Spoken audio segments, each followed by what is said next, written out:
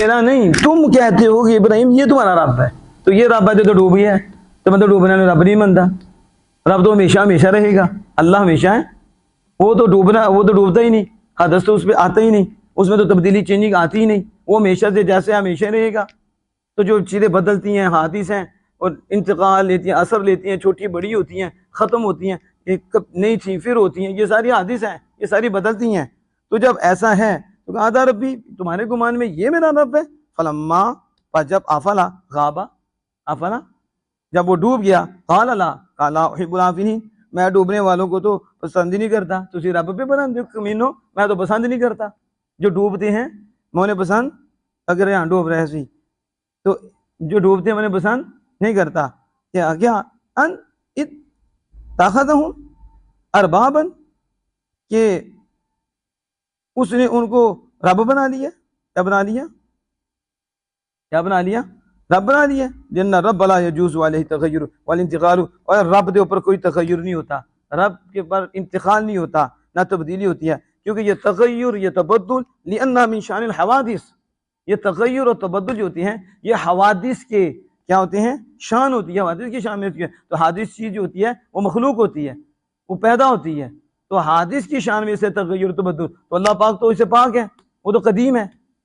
تو جو مسئلہ منطقیوں کے کتنے عرصے کے بعد آگے سمجھ میں آیا منطقی، تو انہوں نے لکھا العالم متغیر وکل متغیر حادث فالعالم حادث، منطقی کی دو پیدا ہوئے تاکہ نتیجہ پہ کر دیں ہن کہ جو چیز تبدیل ہوتی ہے، عالم تبدیل ہوتا ہے، تو ہر وہ چیز جو تبدیل ہوتی ہے وہ حادث ہوتی ہے، اور جو حادث، تو پھر پتہ چلا پھر عالم بھی حادث ہے۔ تو ابراہیم علیہ السلام نے اس وقت یہ بتایا، اور ڈوبنے والوں کو میں رب نہیں مانتا، کیونکہ رب حادث نہیں ہوتا، رب عالم حادث ہوتا ہے، عالم بدلتا ہے، عالم میں چینجیں ہوتی ہیں، عالم میں تبدیلیاں ہوتی ہیں، رب حادث کی شان سے پاک ہے۔ جو یہ بعد میں آگے کہہ رہے تھے نبی نے پہلے فیصلے دیا، پہلے یہ ہے، یہ پوری منطق اس میں ہے، پوری کہ چیز جو بدلتی ہے وہ خدا نہیں ہو سکتی، خدا ہمیشہ سے ہے، ہمیشہ رہے گا۔ سمجھ آگی کہ نہیں؟ فلم، پھر آگے فلم القمر بازغا، پر جب چاند دیکھا چمکتا ہوا تو کہا تالین طلوع، آپ نے کہا ان کو ہذا ربی، تمہارے گمان میں یہ میرا رب ہے، یا ترجمہ یہ کر لو کیا یہ میرا رب ہے؟ تو فلما فلا، پر جب وہ بھی ڈوب گیا تو آپ نے کہا لئن لم یہدینی ربی، اگر میرا رب مجھے ثابت نہ رکھتا، میرا رب مجھے ہدایت تو پہلے ہی ہے، اب ترجمہ یہ ہو کہ میرا رب مجھے ہدایت نہ دیتا، ہدایت تو پہلے ہی تھی۔ اب اس ہدایت کا مطلب کیا ہے؟ شاعر کہتے ہیں اس کا مطلب یہ ہے یثبتنی علی الہدی، یثبتنی، اگر اللہ مجھے اس ہدایت پہ ثابت نہ رکھتا تو لاکونن من القوم الضالین، میں بھی ایک گمراہ قوم جو ہو جاتا، جڑے بدلتے پہ نے انہوں پہ مانتے بھی نہیں، ایک ڈوبیا وہ خدا بن گیا، دوسرا ڈوب گیا، پہلے وہ دوسرے نے اور ڈوبتا ہے، تیسرے نے خدا بنا لیا۔ تو اللہ نہ مجھے ہدایت دیتا، مجھے ثابت نہ رکھتا تو میں بھی گمراہ قوم میں سے ہو جاتا۔ یہ تعریض ہے قوم ہی، اس قوم کے لیے تعریض ہے اس کے ساتھ کہ وہ گمراہی پر ہیں اور اس میں وہ نجات نہیں پائے، نجات۔ فلما رأى الشمس بازغة قال، جب سورج دیکھا چمکتا ہوا، یہ تو اس سے بھی بڑا ہے سورج، تو کہا ہاذا، اب یہ جگہ نا ہاذا ذکر ہو، یہ ذکر ہو تذکیری خبری، اس کا مذکر لانا اس کی خبر کی مذکر لانے کی وجہ سے ہے، حالانکہ شمس مؤنث ہے تو مذکر کیوں لائے؟ کیونکہ اس کی خبر آگے مذکر تھی، تو جب خبر مذکر آئی تو پھر اشارہ بھی مذکر آتی ہیں۔ تو یہ ایک قاعدہ بتایا، ہاذا ربی، یہ میرا رب ہے، کیا ہاذا اکبر، یہ تو ستارے چاند سے بھی بڑا ہے، اکبر اس میں تفضیل ہے۔ تو اب آگے مفضل جو تھا مفضل وہ محذوف ہے، اکبر من الکوکب والقمر، یعنی یہ تو چاند ستارے سے بھی بڑا ہے۔ فلما آفلت، پس جب وہ بھی ڈوب گیا، وہ بھی وقویت علیہم حجہ، تو ابراہیم علیہ السلام کی حجت پر قوی ہو گئی، وہ بھی ڈوب گیا، تو کیوں ڈوبنے والوں کو پسند نہیں کرتا، حجت قوی ہو گئی۔ ولم یرجو، پھر بھی وہ نہیں لوٹے، وہ کمینے کفر سے نہ لوٹے۔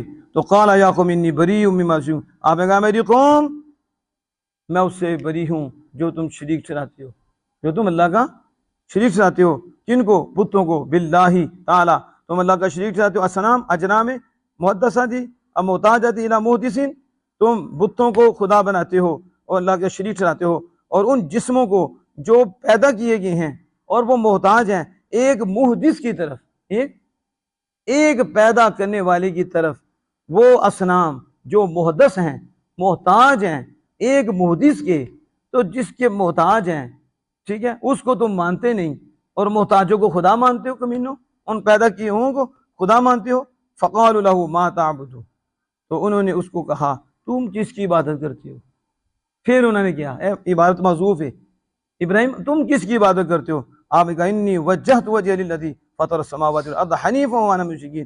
تو پھر جواب میں آپ نے کہا میں نے توجہ کی، میں نے اپنے چہرہ کیا، یعنی میں نے اپنی ارادہ کیا اپنی عبادت کا اس کے لیے جس نے زمین و آسمان کی پیدا کیا، وہ اللہ ہے، یعنی میں تو اللہ کا عابد ہوں، میرا رب تو وہ ہے جس نے زمین و آسمان کو پیدا کیا ہے، میں نے عبادت کی اس کی طرف توجہ کی ہے، اللہ کی طرف، حنیفہ، اور ابراہیم علیہ السلام دین قیم کی طرف جھکنے والی، دین قیم کی، وما انا من المشرکین، اور میں اس کا شریک ٹھہرانے والا نہیں ہوں۔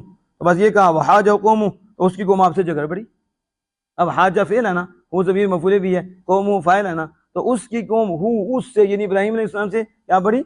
جھگڑ پڑی۔ حاجہ قوم جادلوا فی دینہ، یعنی ابراہیم علیہ السلام کے دین میں وہ ان سے جھگڑ پڑی۔ جب جھگڑ پڑی تو وحددوا بالاصنام، وحددوا بالاصنام، تو انہوں نے کیا کیا، انہوں نے وہ ان تصیبہ بسوء ان ترکہا، کہ انہوں نے توڑ دیے اصنام کو، رکھا کہ اس تک تکلیف پہنچے اگر اسے چھوڑ دے، اگر اسے چھوڑے، یعنی یہ جھگڑا ہوا۔ حاجہ قوم جادلوا فی دین، دین کے بارے میں اب تحدید ہے، انہوں نے بتوں کے بارے میں ڈرایا، اس کے بتوں کے بارے میں ڈرایا کہ اسے تکلیف نہ پہنچے، تکلیف اگر وہ اسے چھوڑیں، اگر اسے چھوڑیں۔ تو قال تحاجونی، تو آپ نے کیا کہ کیا تم مجھ سے جھگڑتے ہو، تم مجھ سے جھگڑتے ہو اللہ کے بارے میں، توحید کے بارے میں، وقت اس نے مجھے ہدایت دی ہے اور میں نہیں ڈرتا اسے جسے تم شریک ٹھہراتے ہو، بت، کہ وہ ان سے جو ہے نا مجھے تکلیف پہنچے گی۔ یہ انہوں نے ڈرایا تھا ابراہیم علیہ السلام کو، انہوں نے ڈرایا بتوں سے کہ بت تجھے تکلیف پہنچائیں گے، بت اسے تکلیف پہنچائیں گے اگر اسے چھوڑیں، کیا کریں؟ تو ابراہیم علیہ السلام نے کہا تم اللہ کے بارے میں مجھ سے جھگڑتے ہو اور مجھے ڈراتے ہو کہ جس کے ہم پوچھتے ہیں جسے اور شریک ٹھہراتے ہیں، وہ جو ہے نا مجھے ان سے تکلیف پہنچے گی، تو لحاظ بھی قدرتی علی شیء، اور وہ کسی شے پہ قدرت نہیں رکھتے، اور تو منہ پہ ڈراتے بے قوم کہ منہ پہ ڈراتے کہ تو چھڑ دے ابراہیم تینوں انہوں کو تکلیف پہنچے گی۔ آپ کہا میرے رب دے بارے چ میرے تو جس جھگڑا کر دیو وہ تو کہندے وہ پوتے جڑے نے تو تکلیف پہنچے گی، آدمی قدرت، انہوں نے اپنے تو قدرت کوئی نہیں، انہیں یہ آدمی قدرت ہی، تو کدھر گیا؟ یہ دیکھو کیا کہا ابراہیم علیہ السلام نے، شاعر نے اس کو مضمون دیا، آدمی قدرت نہ شی، کسی شاید تو قدرت خطا نہیں، تکلیف کی دینی سو، لیکن این شاء ربی شیئا، لیکن یہ تو ہے میرا رب جو چاہے، یعنی میرا رب اگر چاہے تکلیف پہنچانا تو مجھے پہنچ جائے گی، لیکن یہ نہیں بے بس آپ ہی بنائے دے نہ کچھ کر سکتے نہیں، تو انہوں کو منہ بیٹھ رہے ہو، مگر لیکن میرا رب جو چاہے وہ ہو سکتا ہے، میرا رب ہے وہ پہنچائے، واسع رب کل شیء علم، اور میرے رب کا علم ہر شے کو وسیع ہے، ہر شے کو وسیع ہے۔ افلا تذکرون، کیا تم غور و فکر نہیں کرتے، کیا تم سوچتے نہیں اس کے ساتھ؟ پھر تم ایمان لے آؤ کہ بت کچھ کر نہیں سکتے، آپ ہی تو نے بنایا بھی نہ ہو کسی نے نفع دے سکتے نہ نقصان دے سکتے، تب تجھے منہ بیٹھ رہے ہو، تو میرا رب سب کچھ کر سکتا ہے، وہ چاہے تکلیف دے جو چاہے، تو پھر بھی تم غور و فکر نہیں کرتے کہ ایمان لے آؤ۔ کیسے میں خوف کروں اس کا جس کو تم نے اللہ کا شریک بنایا ہے؟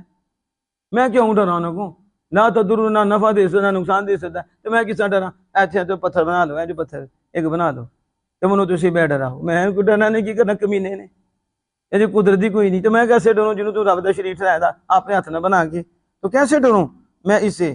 تو مجھے تم اس سے ڈرا رہی ہو، تو نہ لا تخافون انتم من اللہ، اور تم اللہ سے نہیں ڈرتے، کمینے ہو، منو بتا کو ڈرا دی ہو، تو میرا رب تو سب کچھ کر سکتا ہے، تو یہ تو کچھ بھی نہیں، تو اپنے آپ نہیں کچھ کر سکتے، تو تم مجھے رب سے نہیں ڈرتے اور مجھے بتوں سے ڈراتے ہو۔ انکم اشرکتم باللہ، تم نے اللہ کا شریک ٹھہرایا عبادت میں اس کو جس کی اللہ نے دلیل نہیں اتاری تم پر کوئی دلیل نہیں اتاری، حالانکہ وہ ہر شے پر قادر ہے، ہر شے پر۔ فائج الفریقین کو بلام، کون سے دو گروہوں میں سے زیادہ امن کا حقدار ہے؟ کون سے دو گروہوں میں سے؟ بتوں کے پجاری یا خدا کے ماننے والے؟ کون سے دو گروہوں میں سے زیادہ امن کا حقدار ہے؟ ہم یا تم؟ اگر تم جانتے ہو من الحق بھی کہ زیادہ حقدار اس کا کون ہے، تو وہ ہوا نحن، ہم ہیں۔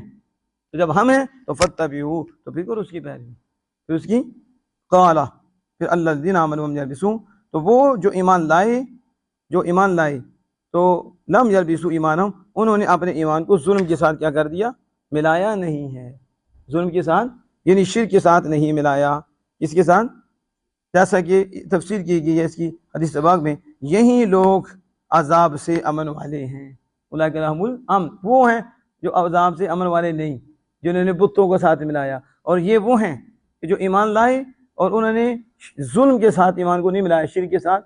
اولئک لہم الامن، یہی لوگ عذاب سے امن والے ہیں، یہی لوگ عذاب سے، یعنی کہ امن اس میں تفضیل ہے، اور من العذاب جو ہے وہ محذوف تھا، وہ نکالا، تو یہی لوگ امن سے کیا ہیں؟ عذاب سے امن پانے والے، وہ مہتدون، اور یہی راہ پانے والے ہیں۔ یہی یہ بھی میں نے آپ کو بڑے مختصر سے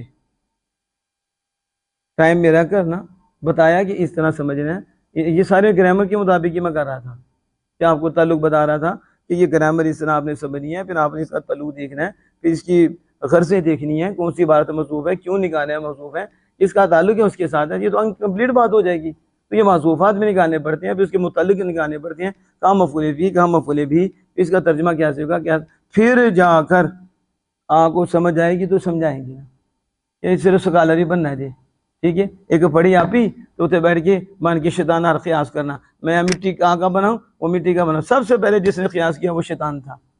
کیا کیا تھا اس نے؟ اللہ کے حکم پہ کیا اس نے کیا؟ اس نے کیا میں مٹی اگدا، تو کون نے؟ تو یہ رائے نہیں تھی، تو سب سے پہلے رائے کس نے رکھی؟ اللہ کے حکم پہ آگے شیطان نے۔